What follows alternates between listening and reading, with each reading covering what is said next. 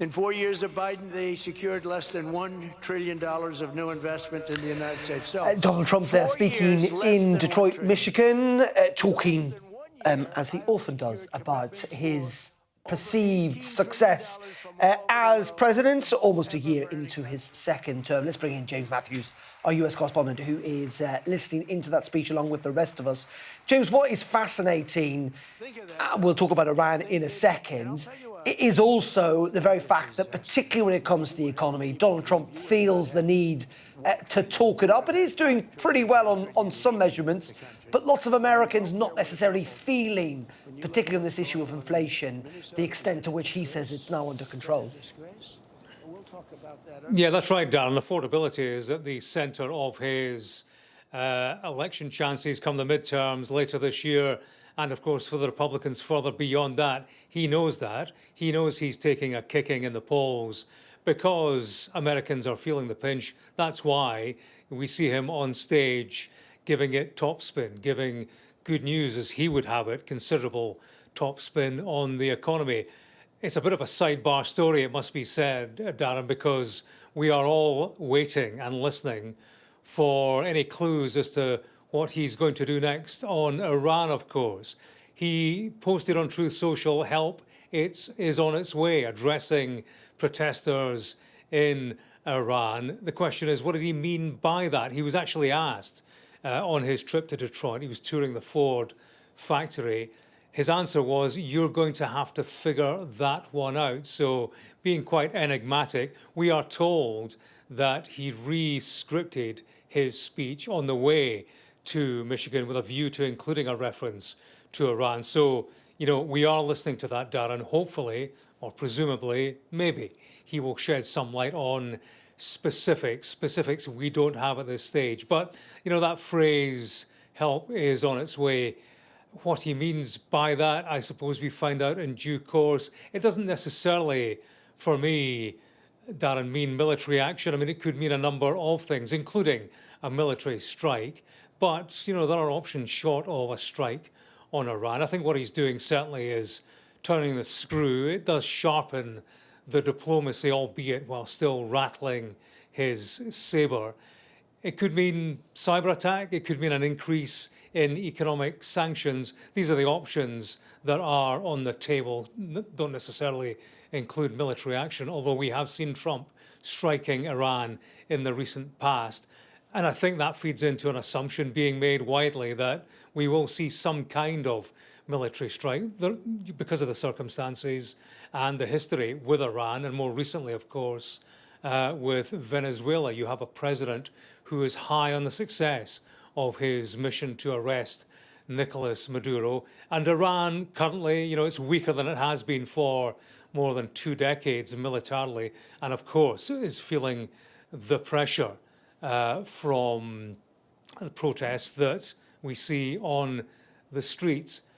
I can tell you that White House Press Secretary Caroline Leavitt, she has confirmed, Darren, we're just getting this news now, that national security officials met this morning to discuss the situation in Iran. President Trump wasn't scheduled to attend and didn't participate in that meeting, which included Rubio, the Secretary of State Hegseth, Defense Secretary, and Director Radcliffe of the CIA.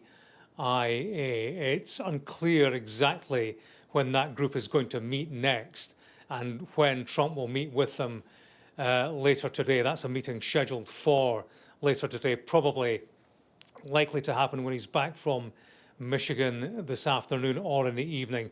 But he could also be briefed on the plane, so it remains a fluid situation. That's our guidance from those close to the White House. They're saying we'll update if and when we get something firmer. So that's the kind of state of play as we speak, Darren, and as he speaks on the economy right now. A very difficult one for Donald Trump. This is no Venezuela. You know, there are multi-layered potential problems in dealing with Iran in terms of the impact, in terms of potential instability, and in terms of trust. Do the protesters on the streets of Iran trust Donald Trump, given that in recent days the Americans have been strategizing with Israel in terms of seeking a way forward? You know, do they trust that Donald Trump has their interests at heart in the long term, or is this a president who sees the value in military success, a content creator in search of short-term likes? And it's interesting there you talk about those kind of pitfalls or the complexity of intervention in Iran, James.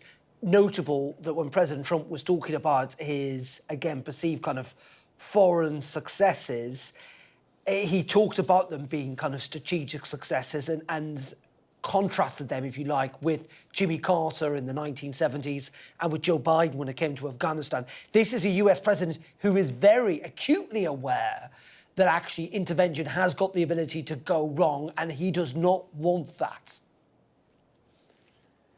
Yeah, and that, in fact, is as close as we have come in this speech so far to any kind of hint of his next action on Iran. He did, you're right, refer to Jimmy Carter in Iran, and you'll remember that American lives were lost when he launched a mission to try to rescue US hostages being held by Iran. He mentioned Joe Biden, the mess and the lives lost in Afghanistan. To quote Donald Trump, he said, "I like flawless." That was his reference to what happened in Venezuela. So you do wonder, if he likes flawless, I would think that he may well be wary. His military men and women might well be wary of an impulsive action that doesn't necessarily take into account the wishes of neighbouring countries. Saudi Arabia, I would think, chief among them. We're talking about the Middle East, a country, Iran, in a region that is relatively unstable. The threat would be that he triggers further instability if this is a military action that is deemed to be inappropriate and is short of flawless, if it incurs civilian casualties and so on. So you would have to think that the cool heads in all of this are reluctant to launch any kind of impulsive action. And that, I think, would lean against the possibility of a strike, say, tonight, within the next 24 hours. But, you know, there will be options on the table, options that will be presented to Donald Trump himself when he returns to DC, or indeed on board Air Force One. There is the possibility of imminent action. That will be down to the president himself. Clearly, flawless would be the key watchword on the basis of what we've heard him say in the past 10, 15 minutes. Whether or not he can launch a flawless action as soon as tonight, that will be key. OK, James, for the moment, live for us there in Washington, D.C. Thank you very much indeed. Let's return now to Detroit and to the US President, Donald Trump. I said, tariff is my favorite word. I said, my favorite word of every word is tariff. I've loved it for 40 years. I came here many years ago. Remember, they said I didn't come here. Then they found out I did. I got an award in Detroit, in Michigan, many years ago, and still have it. They said it never happened. It did happen, turned out. I didn't notice any apology. But all I did was talk about you're losing your car industry. This was long before I ran for politics. They said you're losing. I said, why are you allowing these foreign nations to take your car? You know, you lost 57% of your car industry. The good news is you're getting it back. But I said, why aren't you using tariffs? I've been very consistent, I will tell you that, for years and years. Even as a private businessman, for years I used to, because I got, for whatever reason, a lot of publicity always. I don't know if that's good or bad, but it happens. And I talk about the importance. But I said recently, I said, tariff is my favorite word in the whole dictionary. There's no word. And I took a lot of heat. They said, what about your wife, your children? What about religion and God? What about Jesus? So I said, all right, it's my fifth favorite word. And since then, I've been fine. They hit me hard, these people, these fake news. They were killing me over tariff. He likes tariff more than his wife, more than religion. He likes tariff more than anything. What a disgrace. So I now call it number 5, and I'm in good shape. That was a rough day. It's my favorite word, and I got killed. Every word, you know, when you go up here, you take a big chance, especially me, because I go off teleprompter about 80% of the time. But isn't it nice to have a president that can go off teleprompter? When you think? Remember the speeches Joe would make? First of all, they'd last a matter of seconds, you know. Thank you very much. You ever notice Joe would always cough before a speech? State of the Union, he gets,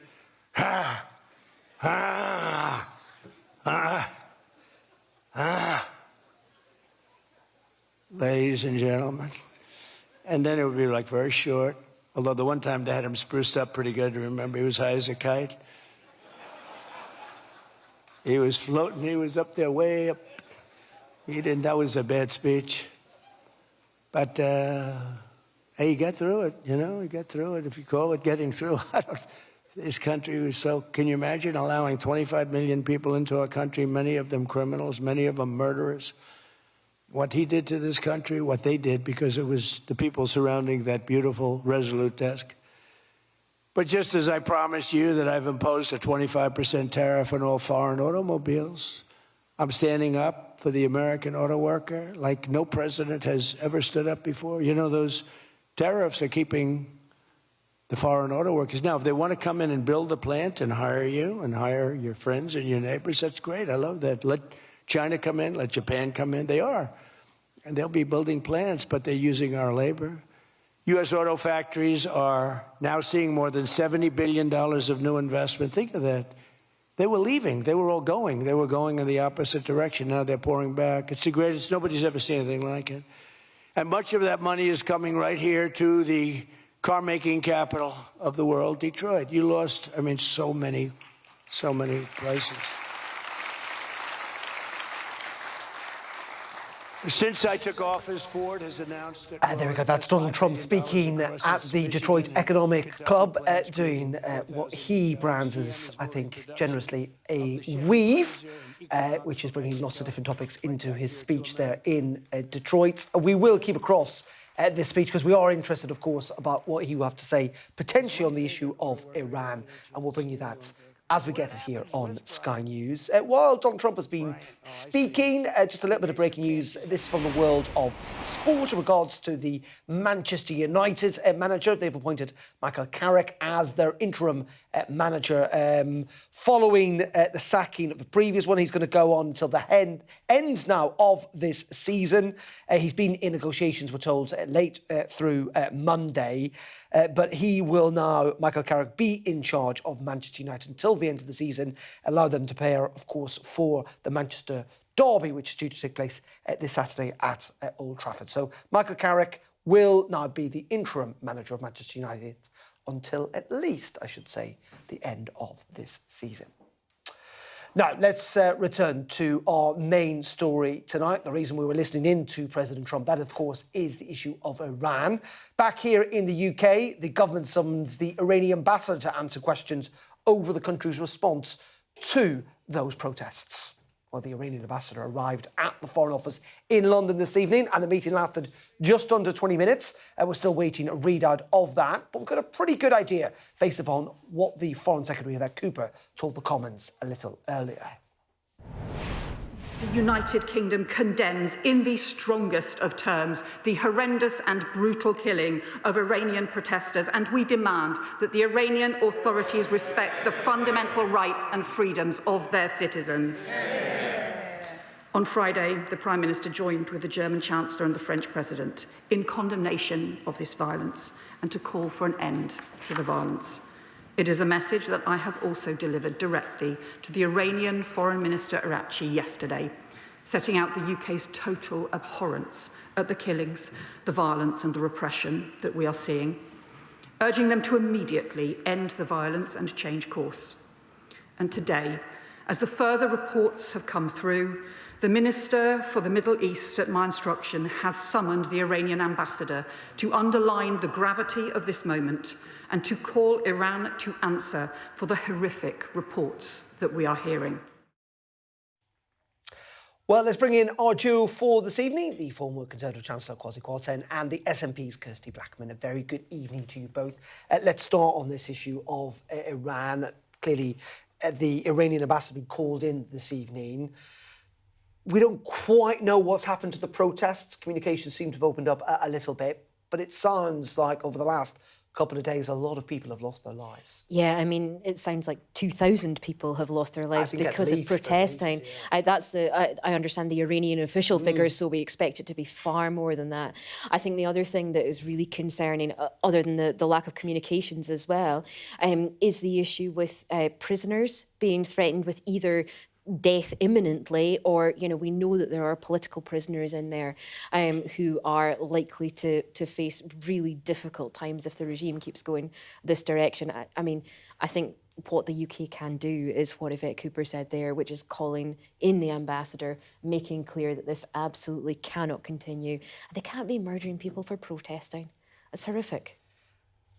A country that could take more action, of course, is the United States. Sure. Donald Trump says that he is prepared to help. We don't quite know what that means at the moment.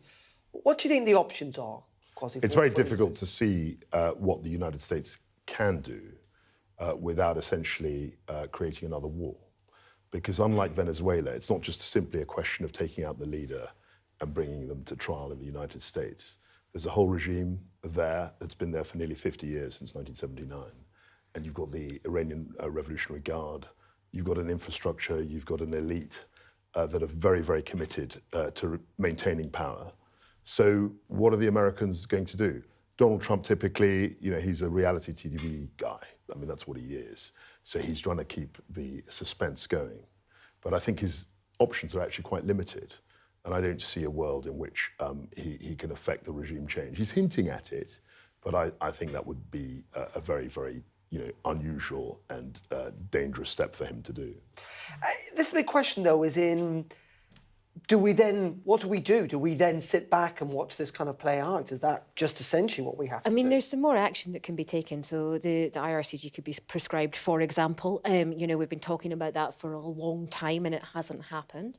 So there are things like that could take place in order to make quite clear how strongly the UK feels about it. Yeah, you can do that, but the problem is that they're so committed to staying in power.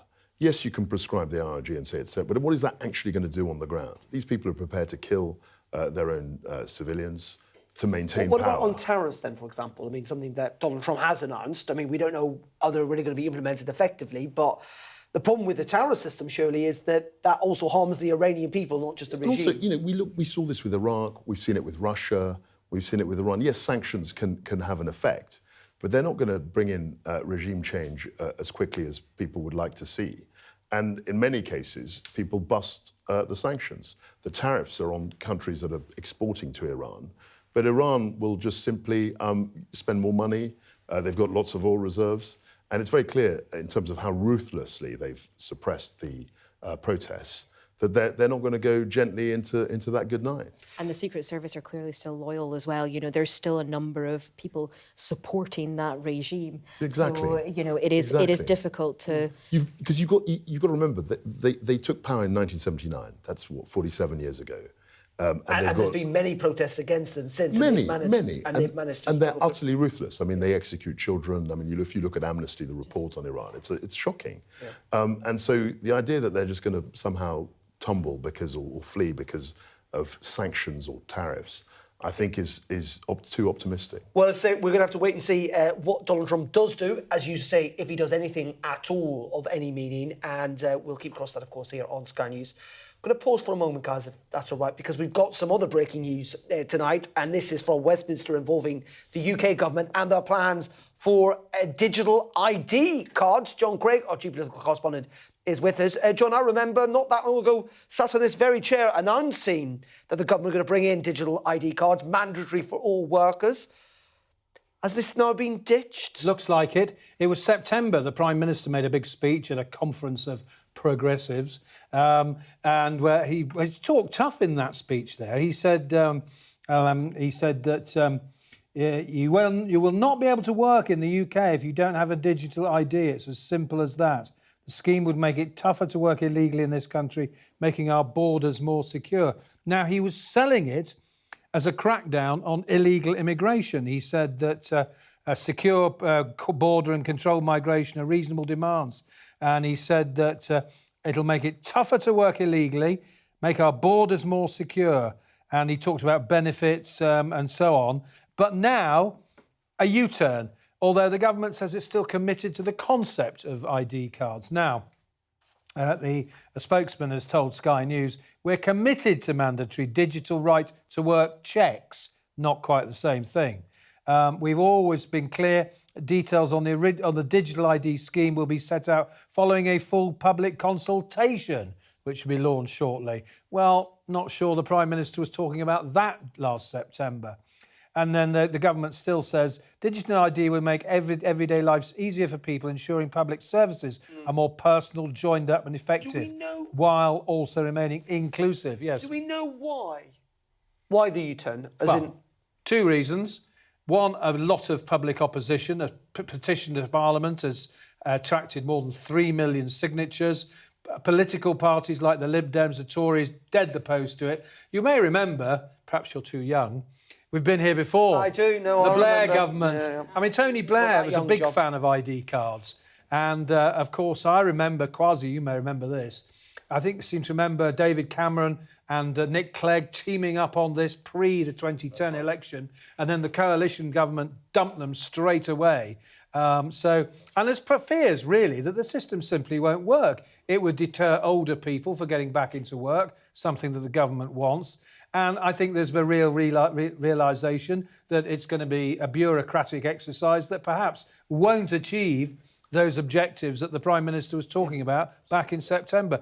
Big opposition, though, in Parliament to this. OK. This was an idea, as John said, that was about 20 years ago. I mean, I remember the Blair... It was Tony Blair when he was Prime Minister. So that's and the argument, by the way, this time around, that it was different because, physically, if we were talking 20 years ago, you had to actually have a card. Sure. Whereas this time around, the idea was we've all got phones, so it is different. Who did he imagine would support it? The left don't like it, the right don't like it. Sure. Well, 80% of people hate the idea. I think he was scrambling for an idea to stop the illegal... Yes, that was his... That was what the PM was talking about back in September. But my point about it being 20 years ago, the technology has moved, leaps and bounds.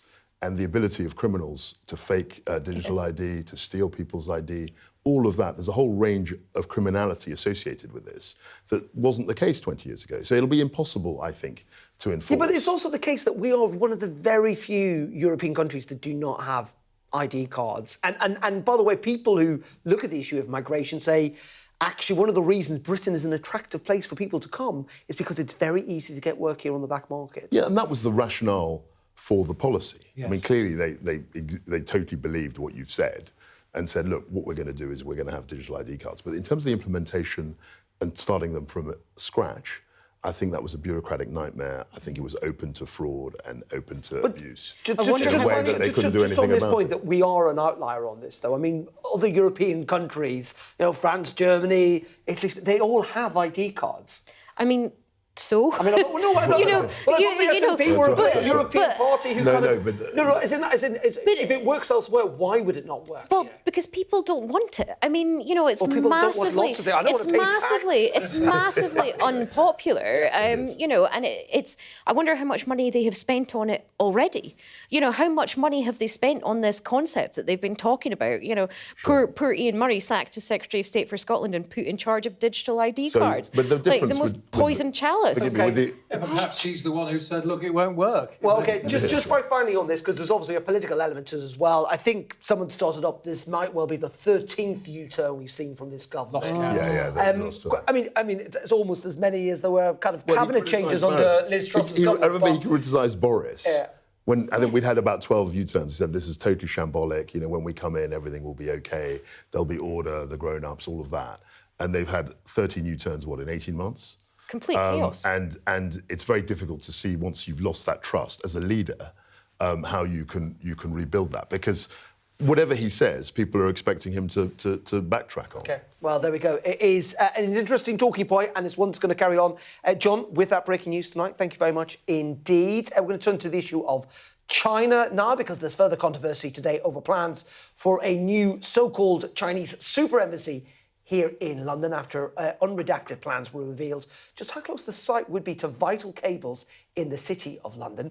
There are concerns that hidden rooms could be used by Beijing to spy for information.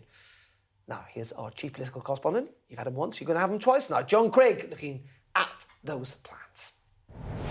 How concerned should we be about a new Chinese super embassy in London? With the go-ahead from Sir Keir Starmer imminent, a new security row has broken out at the 11th hour. It's over secret plans for a hidden chamber in the embassy, alongside Britain's most sensitive underground cabling. The proposed embassy, set to be China's biggest in Europe, is here, on the site of the former Royal Mint, next to the Tower of London and the city's financial markets. And the secret chamber, revealed in redacted plans, with rooms that MPs have claimed will be spy dungeons, is just metres from fibre optic cables, transmitting financial data to the city and millions of emails and other messages. Conservatives claim the embassy could be a launchpad for economic warfare. We now know they plan to demolish the wall between the cables and their embassy.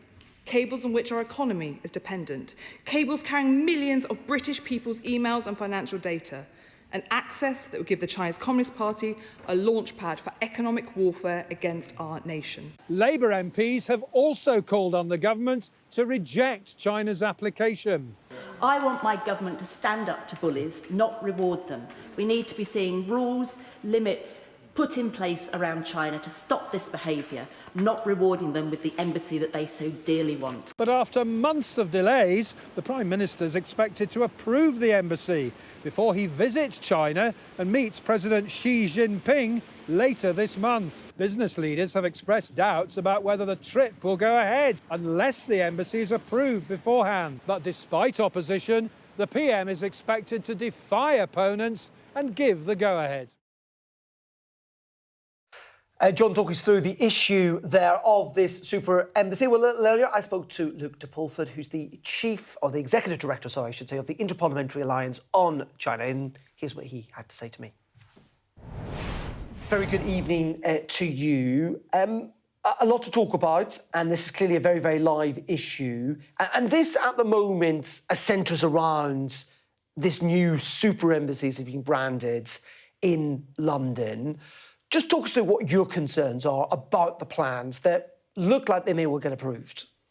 The biggest concern is that this would represent a very serious strategic victory for China at a time when people have been waking up to the true behaviour of the Chinese Communist Party under Xi Jinping. This would be the biggest embassy in Europe, and China wants it to project their power over the rest of Europe. But there are specific concerns relating to this location, relating specifically to these plans. For example, there are many, unfortunately, redacted rooms. They have not disclosed, even under pressure from the UK government, what they intend to do with large swathes of this building. That's worrisome in itself, particularly because it was exposed only today that one of those rooms is within 2 metres of sensitive cabling infrastructure. There's also a civil liberties argument around it. There isn't enough space there for people to protest the behaviour of the CCP without blocking huge arterial roads that London relies upon. So is your argument ultimately into land, China wants this massive embassy because they want to be able to spy on us and to spy on us better than they do currently at the moment? That's certainly one of the arguments. We know from all of the evidence that we have around Chinese interference associated with their embassies that the more Chinese state employees you have, the more interference and intimidation of dissidents and others that you have. Unfortunately, that seems to be the pattern. So this embassy would plan for hundreds more Chinese state employees in the centre of London. And that has to mean, according to all the evidence and indications that we have, more Chinese state interference. Well, I mean, the Chinese government will obviously say that, they want a big embassy because they're now a big country, the second biggest economy in the world, the second most populous nation on the planet. And that is fair enough, isn't it? I mean, at the end of the day, we have got diplomatic relations with China and they are entitled to an embassy. And if they get planning permission, why shouldn't they go ahead with it? Well, the argument against this embassy plan is not that they shouldn't have a new embassy, it's that they shouldn't have one of this size in this strategically sensitive location. The reason they shouldn't have one of this size is that we're not talking about the United States of America or a close democratic ally here.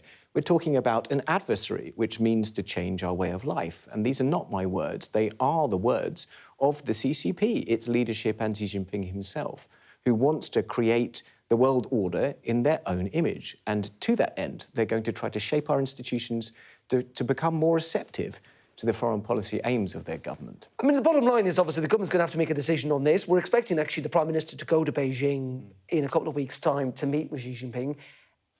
Do you understand why, obviously it's very easy for you and others to kind of criticise governments and criticise decisions made, but at the end of the day, the UK does also rely a lot on China. It needs China, not least of all for trade.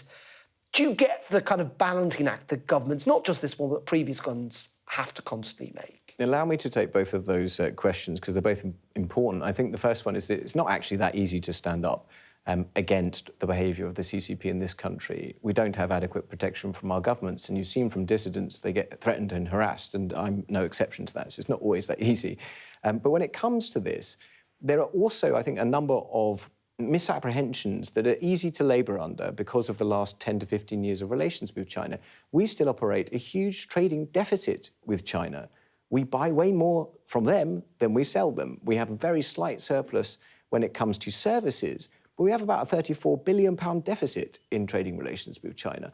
Not only that, China has not really done foreign direct investment since 2017. The notion that China is going to rescue the United Kingdom economy... But the counterpoint is, what would we achieve, apart from maybe looking like we're making the right decision and a bit of grandstanding, what would we achieve by being antagonistic towards China, by not having this embassy, by essentially talking about human rights? It might seem like the right thing to do, but in the end, would it make genuinely any actual difference, apart from potentially some self-harm? Yeah, well, it's not... There certainly would be harm, I think, to the bilateral relationship, short to medium term. Well, we've seen from the way that China behaves, when it tries to coerce countries like Britain into doing what it wants, that its bark is always worse than its bite. But what I would say about it is this, the United Kingdom has an opportunity actually to elevate the things that it says that it cares about more than anything else, particularly national security. This would present a very real and present threat to not just to dissidents in the United Kingdom, but in the words of the Intelligence and Security Committee, which concluded that China had penetrated every sector of the United Kingdom economy, it would give us some protection against that we weren't just throwing open the doors to a new age of interference. OK, Luke, thank you very much indeed. Thank you. And we'll be talking about that with our panel in just a minute or so. But we did say we'd keep across what Donald Trump, as you can see, who's still speaking in Detroit, Michigan, would say about Iran. Let's have a listen to what the US president's had to say in the last couple of minutes. And by the way, to all Iranian patriots, keep protesting, take over your institutions if possible, and save the name of the killers and the abusers that are abusing you. You're being very badly abused. If the numbers are right, now I hear 5 different sets of numbers. I hear numbers, look, 1 death is too much. But I hear much lower numbers, and then I hear much higher numbers. But I say save their names because they'll pay a very big price. And I've canceled all meetings with the Iranian officials until the senseless killing of protesters stops. And all I say to them is help is on its way. You saw that I put tariffs on anybody doing business with Iran. Just went into effect today. And I say make Iran great again. You know, it was a great country until these monsters came in and took it over. And it's all very fragile. It would have happened to us, I'm telling you. If I didn't win this election, it would have happened to us. In the coming weeks, I will be laying out even more plans to help bring back affordability. And again, remember, that's a fake word by Democrats. Prices were too high. They caused the high price. They never want to talk about affordability. They always go... There you go, Donald Trump asking the protesters in Iran to continue protesting, also again suggesting help is on its way, but we don't quite know. And he's certainly not specified what that help would look like. Again, we'll keep across that speech for you. Let's return to the issue of China now, though, and that super embassy here in London. Kwasi and Kirsty are with me. Do you think it should go ahead? I mean, I think there are real concerns about it, given the specific location of it. But actually, you know, I'm not as across as I should have been maybe, or, you know, about actually where China's embassies are currently based and the fact that they've got 5 of them, and this would actually get people into one place rather than have them all over. But, you know, it's taken us a long time to do things like convince the government not to use Chinese-backed TV, the CCTV cameras that they were using, for example, were ones that the Chinese government could get access to, even in sensitive government sites.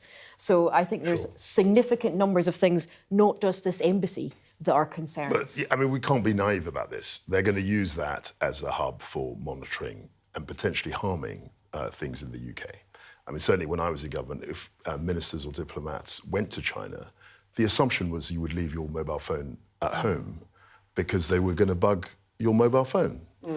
So there's always been this, well, for a long time, maybe 10 years, there's been this real wariness.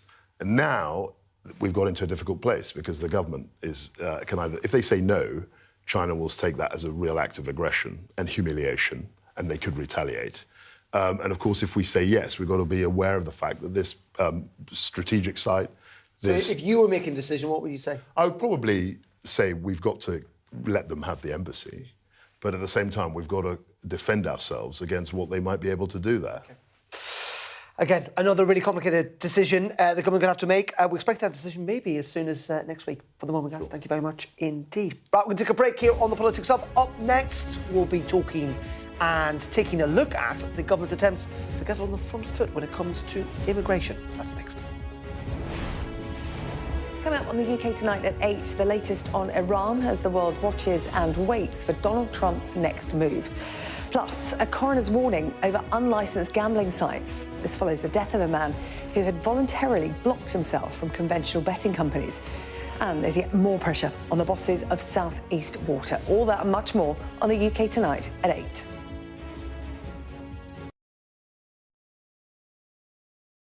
I'm Dominic Waghorn, Sky's International Affairs Editor, covering a world that seems to be unravelling. It's not his country, it's ours. Sky News, the full story first, free wherever you get your news. It's half an hour now past the deadline that Hamas issued, and we've now seen a third barrage of rockets coming in.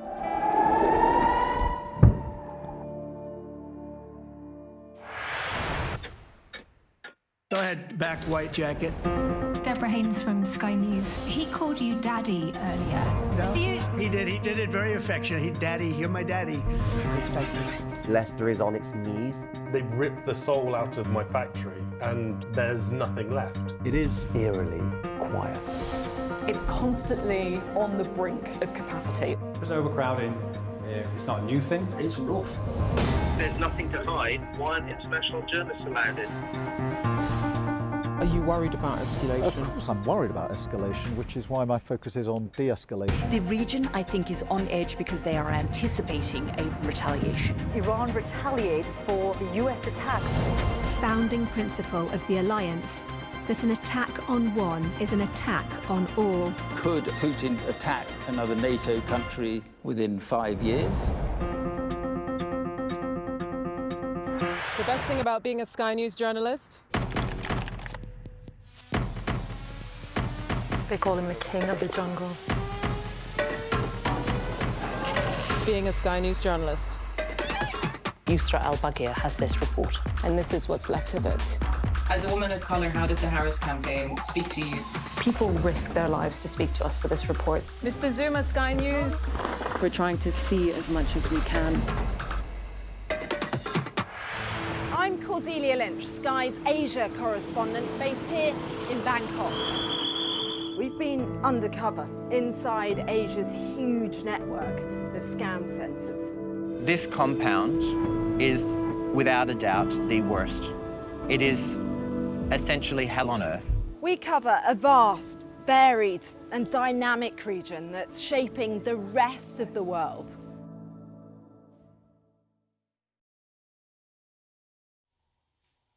You're watching the Politics Hub here on Sky News. Well, as part of the government's attempts to get on the front foot on immigration, it's set up a dedicated TikTok account which will trumpet its records. Here's the flavour.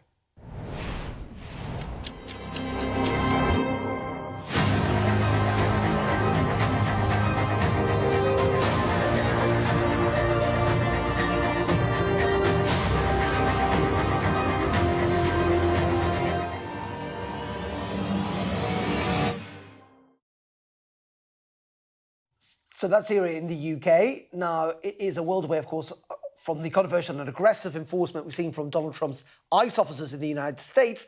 But the Trump administration is also using, as you'll see, social media to get out the zero tolerance message. These ICE agents and CBP officers that are out on our streets doing God's work live in these communities. They live there. They get up every single day and are working to get these dangerous criminals off of our streets. These are their families and their neighbors that they're protecting, and they get up every day and do that job because they believe in their mission. They take an oath, and they are honorable men and women who are serving with greatness during a challenging time. Heroes. They are absolute heroes. Let's bring back in our panel tonight. Sure. I mean, interesting this, isn't it? I mean, you know, it's very different the way they're going about it. But actually, if you look at those videos, I mean, the videos are there's very not that much of a contrast, is there? Do you know, it was quite actually shocking and surprising to hear Donald Trump during the speech there say that killing one protester was one protester too many, given what his ICE agents did and the fact that, you know, they're being held up as heroes having murdered a protester. So, you know, I think the way that they're all going about it, frankly, well, of course, we should say, not the right that way. has been investigated. Well, is it though? But I don't. You know, Trump is Trump. But the thing that he made, the point he made, was that there was huge. Essentially an open border. He claims there were 25 million went across. It probably wasn't as many as that, but it was lots of millions. I mean, it was, you know, I read 8. But what about what the Labour government are doing with this TikTok channel? I mean, you know, I assume it's also meant to act as somewhat of a deterrent. Yeah, sure. Look, I think the narrative around social media in government is very much we're on the back foot. There are all these different new media methods, media channels, and the government has to do something to appeal to, you know, a TikTok generation. Now, I don't think they do it very well. I thought, you know, the American video was much more engaging, much more interesting, but they feel they have to do something for a whole community of people who only get their news through TikTok and social media. If it deters people from coming here illegally, isn't that a good thing? I mean, the UK government has generally been doing politics and getting its message across very badly since July 2024 anyway. Like, I agree with you on that basis. No, but you know, it might convince people Exactly. not to come. It might not convince people not to come. I was in a debate the other day, and the main reason that people come is because they think the UK is a democratic country that cares about human rights. I mean, they come here because they want an economic opportunity. I mean, many people here have overstayed their visa. They are here illegally. Do, but some people really but don't. a lot. So the point about the government using TikTok is that they've got to use any means, any media, to try and get the message across. And the way in which government is put together, you've got lots of, you know, very capable civil servants. But social media isn't a natural way of expressing for a lot of the people in the government. I mean, I can say that. So that's why I think they're doing it kind of inexpertly. Let me put it that way. Okay. But they have to do it. Cat-handedly. Cat-handedly. Well, there we go. We will end on that. Kirsty and Kwasi, thank you very much indeed for joining us tonight on what's been a rather eclectic, I think it's fair to say, Politics Hub this evening. Thank you very much indeed. That is it for us for this evening. We're back, of course, at 7 tomorrow. Do join me then if you can. Up next, it is the UK Tonight with Sarah Jane Lee. Good evening.